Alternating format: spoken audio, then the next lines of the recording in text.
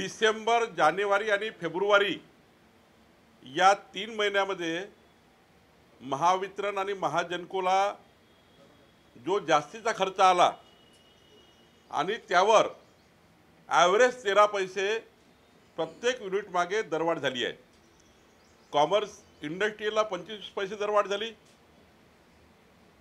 RCIला residential कॉमर्शियलला 15 पैशाच्या वर दरवाढ झाली आहे आणि ही 13% दरवाढ ही या महाराष्ट्राच्या इतिहासातली आतापर्यंतची सर्वात मोठी दरवाढ आहे। आणि ते आता केव्हा वसूल करणार तर डिसेंबर, जानेवारी, फरवरीची दरवाढ एप्रिल, मे, जूनमध्ये वसूल करणार। एप्रिल, मे, जूनची जुलै, ऑगस्ट, सप्टेंबरमध्ये वसूल करणार। ही डिसेंबर, जानेवारी, फरवरीची आहे। आणि मग म्हणतात कोळसा नाही आहे। WCL, MCL आणि SCCL या केंद्र सरकारच्या तीनही कंपन्यांनी जानेवारीपासनं तर मार्चपर्यंत यांना 50 पत्र दिले आहे की तुम्ही आपला स्टॉक मेंटेन करा, आमच्याकडे कोळसा आहे, तातडीनं पैसे भरा, कोळसा घेऊन जा।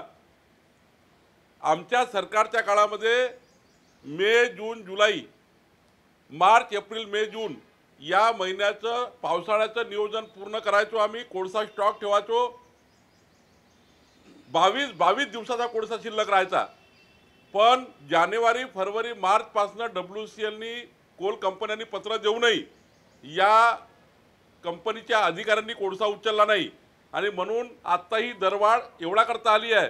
यांना बाहेरून महागाची वीज घ्यावी लागली, त्या ठिकाणी मोठ्या प्रमाणावर कोळशामध्ये कमी आली आणि अशा परिस्थितीमध्ये ही दरवाढ झाली आहे आणि पुढच्या काळात ही दरवाढ पुन्हा वाढू शकतं। केवळ राज्य सरकारच्या आणि कंपन्यांच्या नियोजन शून्य कारभारामुळे जनतेच्या एवढ्या कठीण परिस्थितीमध्ये आज कोरोनाच्या संक्रमणात रोजगार गेले आहे। 13% दरवाढ झाली आहे आणि ही दरवाढ प्रचंड मोठी आहे। त्यामुळे मी राज्य सरकारचा निषेध करतो। राज्य सरकारने आता ही 13% दरवाढ लोकांवर लादू नये।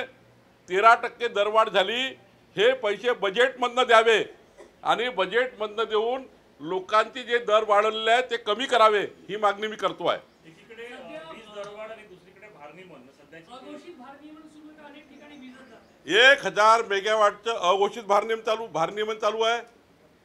750 मेगावॉटचं घोषित भारनियमन चालू आहे। शेतकऱ्यांना 2च तास वीज मिळत आहे। मोठ्या प्रमाणावर ट्रिपिंग करून त्या ठिकाणी सिस्टीमला ओव्हरलोड दाखवून लोडशेडिंग करताय। संपूर्ण SLDCला मॅनेज करून त्या ठिकाणी लोडशेडिंग होत आहे। आणि बघा, कुठेही जा तुम्ही, कुठल्याही ठिकाणी तुम्ही 1 तास बसा, तुम्हाला एकदा तरी लाईन वीज गेल्याची दिसेल। म्हणजे मागच्या 5 वर्षात देवेंद्र फडणवीस सरकारमध्ये कधी लोडशेडिंग झालं नाही।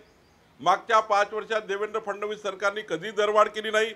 मागच्या 5 वर्षात देवेंद्र फडणवीस सरकारने कधी शेतकऱ्याचे पंप कापले नाही। 8 तासाच्या वरच वीज शेतकऱ्याला दिली। उन्हाळी तांदळाला 12 तास वीज आम्ही दिली नाना पटोले यांच्या गावामध्ये। मग आज काय झालं आहे, आत्ता राज्य सरकारने हा जो 13% वाढ, 18% वाढ, 22% वाढ झाली आहे, ही वाढ जनतेच्या चुकीमुळे नाही आहे, हे तुमच्या चुकीमुळे झाली आहे। आणि म्हणून ही बजेटमधनं द्या आणि जनतेचे बिलं जे वरचे वाढलेले आहे ते बजेटमधनं त्या ठिकाणी तुम्ही शेअर करा, जनतेकडनं वसूल करू नका। 1200 कोटींच्या भ्रष्टाचारामध्ये कोळवाश्रीचं जे आहे भ्रष्टाचार खूप झालेला आहे कोळवाश्रीमध्ये, तर जय जवान जय किसानची प्रशासनावर याची मागणी SIT ची केली, काय मत आहे? त्याने नक्की SIT लावली पाहिजे आणि लवकरात लवकर इन्क्वायरी केली पाहिजे। 1 महिन्याच्या आत रिपोर्ट घेतला पाहिजे, कारण कोळवाश्री लावण्यामागचा तेव्हाच्या सरकारचा निर्णय, निविदा प्रक्रिया वगैरे या सरकारच्या काळात झालं। इम्पोर्टेड कोल हा मोठ्या प्रमाणावर महागड्या रेटनी बाहेरून विकत घ्यावा लागत होता। आमच्या सरकारमध्ये इम्पोर्टेड कोल आम्ही थांबवला। इम्पोर्टेड कोलची किंमत ही कोळवाश्रीच्या किमतीपेक्षा जास्त पडतं आणि म्हणून त्या ठिकाणी कोळवाश्री व्हाव्या, कारण इम्पोर्टेड कोल हा Koradi power station, Khaparkheda power station करता ते डिझाईन तसं आहे, त्याचा कोळसा मेंटेन करावा लागतो। आपला कोळसा देशाचा आणि तिथला कोळसा, म्हणून कोल वॉश करून जर वापरला तर इम्पोर्टेड कोल घ्यायची गरज नाही आणि म्हणून कोल वॉशचा निर्णय घेतला होता। आता त्यात भ्रष्टाचार होते आहे का, त्यात कोणी चोरी करताय का, याची जबाबदारी राज्य सरकारची आहे। पण आमच्या सरकारच्या काळात निर्णय याकरता घेतला, देशातला कोळसा वापरावा, तो हाय GCVचा वापरावा, 90% PLF पॉवर स्टेशनचा मिळावा 90% PLFवर पॉवर स्टेशन चालावे, त्याकरता लागणारा जे ब्रेड बटर कोळसा आहे तो उत्कृष्ट क्वालिटीचा धुवून वापरावा याकरता निर्णय घेतला आहे. तातडीनं जर काही भ्रष्टाचार होत असेल त्यांनी त्यासाठी लावावी आणि तातडीने त्याची चौकशी करावी. सर, मुख्यमंत्री असे म्हटले की LPG गॅसचे दर वाढले, त्यामुळे केंद्र सरकारनं जे मुक्त राशन दिलं ते शिजवायचं कशाला? माननीय उद्धव ठाकरे साहेबांना माझी विनंती आहे, मोदीजी मोदीजी मोदीजी करून तुमचं टाइमपास करू नका. मोदीजीने जे रेशन दिलं, तुम्ही जर निर्णय घेतला असता की सर्व केरोसिनच्या दुकानामध्ये राज्य सरकारकडनं कमी किमतीत केरोसिन दिलं असतं तर गॅसही लोकांनी वापरली असती आणि त्या गरीब माणसांनी BPLच्या गरीब माणसांनी केरोसिनही वापरलं असतं. तुम्ही का निर्णय घेतला नाही? तुम्ही केरोसिनचा निर्णय का चालू केले नाही? कोरोनाच्या संक्रमणात तुम्हाला कोणी थांबवलं होतं? आणि त्यामुळं जर एखाद्या वेळी इंटरनॅशनल मार्केटमध्ये काही फ्लक्च्युएशन आलं असेल तर गॅस महाग झाली, पण रॉकेल तुमच्या हाती होतं ना. रॉकेलचे दुकान का बंद केले? आणि रॉकेलच्या दुकानात तुम्हाला सबसिडीच्या किमतीमध्ये केरोसिन देता आलं असतं, लोकांचं अन्न शिजलं असतं. नेहमी मोदीजी मोदीजी मोदीजी एवढंच बोलतात आणि महाराष्ट्राच्या जनतेला मूर्ख बनवतात. आजही BPLचे APLचे लोक रॉकेल दिलं तरी रॉकेलही वापरायला तयार आहे. माझी चर्चा झाली अनेक लोकांची. त्यामुळं राज्य सरकारला एवढा कळवळा आहे तर राज्य सरकारने आजच रॉकेल स्वस्त दरामध्ये सर्व केरोसिनचे दुकानं चालू करून रॉकेल दिलं पाहिजे. जर मार्केटमध्ये फ्लक्च्युएशन आलं असेल गॅसमध्ये तर रॉकेलची व्यवस्था केली पाहिजे. ही मागणी आमची उद्धव ठाकरेजींना आहे. उद्धव ठाकरे काल असेही बोलले की भाजपवाले म्हणतात की शिवसेनेनं हिंदुत्व सोडलं, पण हिंदुत्व म्हणजे भाजप सोडलं म्हणजे हिंदुत्व सोडलं असं नाही. तर भाजप हिंदुत्व हे काही भाजपची मक्तेदारी नाही. आम्ही अजूनही आमचं हिंदुत्व काय आहे. आम्ही कोल्हापुरात बघितलं त्यांचं हिंदुत्व काय चालू आहे. कोल्हापूरमध्ये बघा जाऊन. मी कोल्हापूरमध्ये 2 दिवस होतो. कोणत्या पद्धतीने ते घोषणा देत आहे, कोणत्या पद्धतीने त्या ठिकाणी खालच्या कार्यकर्त्याशी बोलत आहेत, काय काय बाळासाहेब ठाकरेंचे किती ठिकाणी बोर्ड होते ते काढण्यात आले, काय काय सुरू आहे. तुम्ही कोल्हापूरच्या निवडणुकीत बसा, बघा. हिंदुत्व खऱ्या अर्थाने जे सोडलं ते शिवसेनेने सोडलं आहे. भारतीय जनता पक्षाने संपूर्ण हिंदुत्वाची भूमिका मांडली आहे आणि आम्हाला आता काही हिंदुत्व शिकवू नये कोणी. हिंदुत्वाचा मुख्य जनक भारतीय जनता पक्षच आहे आणि त्यातनंच मग पुढं या लोकांनी स्वीकारलं आणि आज ज्या परिस्थितीमध्ये आमची त्या ठिकाणी मागणी आहे की शिवसेनेने काँग्रेस आणि राष्ट्रवादी काँग्रेसचा संपूर्ण अजेंडा जर स्वीकारला असेल तर शिवसेना हिंदुत्वाची गोष्ट करूच शकत नाही. शिवसेनेने हिंदुत्व सोडलं त्याच दिवशी ज्या दिवशी काँग्रेस आणि राष्ट्रवादीचे विचार स्वीकारले. किरीट सोमय्या कुठेही नॉट रिचेबल नाही आहे. किरीट सोमय्या पूर्ण वेळ आहे. ह्या बाबी संपूर्ण खोट्या आहेत, जाणीवपूर्वक पसरवत आहेत. TV आपल्या इलेक्ट्रॉनिक मीडियाची आपल्या मीडियाची स्पेस घेण्याकरता काही ना काही बातम्या येत आहे. किरीट सोमय्या मुंबईतच आहे आणि रिचेबल आहे. कोणी नॉट रिचेबल नाही आहे आणि कोणी भाजपचे नॉट रिचेबल कधीच राहणार नाही. कोळसाचा जो तुटवडा सांगण्यात येतोय वारंवार, अगदी 1 किंवा 2 दिवसाचा काही ठिकाणी राहतो, काही दिवसाचा 5 दिवसाचा. जेव्हा तुमच्या काळात होता 15-20 दिवसाचा पूर्ण साठा राहत होता, कुठे याच्यात प्रशासन चुकतंय नेमकं आणि काय सांगायला? 22 दिवसाचा कोळसा शिल्लक असला पाहिजे, मॅक्झिमम 35 दिवस असला पाहिजे, बाकी 22 दिवस असला पाहिजे कमीत कमी. आणि हा कोळसा वेळेत उचलला पाहिजे.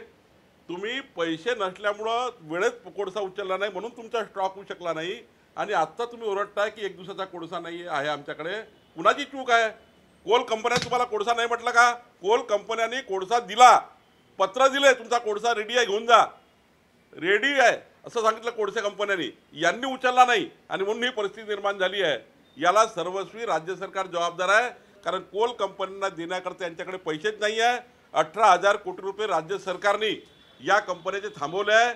18,000 कोटी रुपये ऊर्जा खात्याचे विविध सरकारी डिपार्टमेंटकडे थांबले आहे.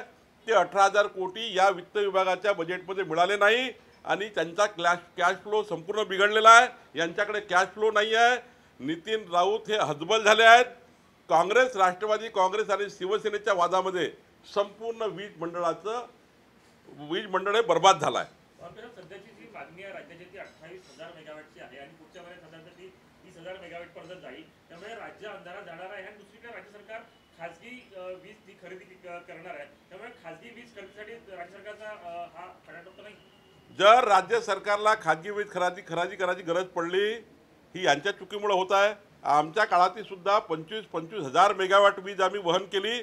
एकही ट्रान्समिशन सेंटर बंद पडलं नाही, एकही ट्रान्सफॉर्मर फेल झालं नाही.